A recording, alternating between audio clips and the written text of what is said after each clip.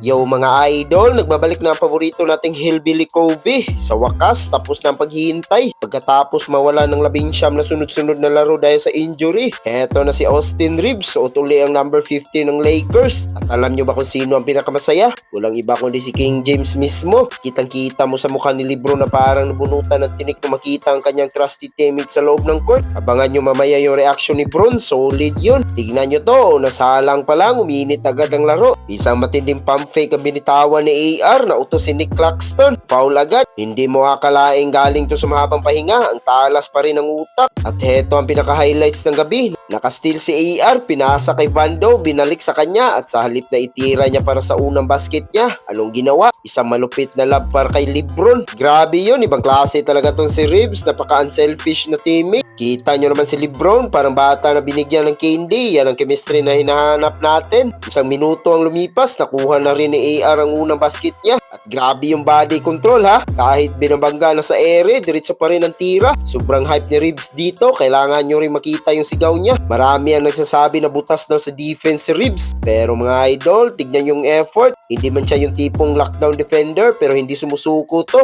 Hahabulin ka hanggang dulo. Hindi katulad ng ibang players na nakatunganga lang. Sa loob lang ng 21 minuto, umakot agad si Reeves ng 15 points. Medyo may kalawang pa raw siya niyan ha. Pero kahit ganun, kitang-kita na ang laking tulong niya sa rotation ng Lakers. Kaya kayo mga idol, tingin nyo ba si Austin Reeves na nga ang kulang na pyesa para makasungkit uli ng championship ang Lakers? Comment nyo yan sa baba. Don't forget to like, share, and subscribe para lagi updated sa ating NBA balitaan. Peace out!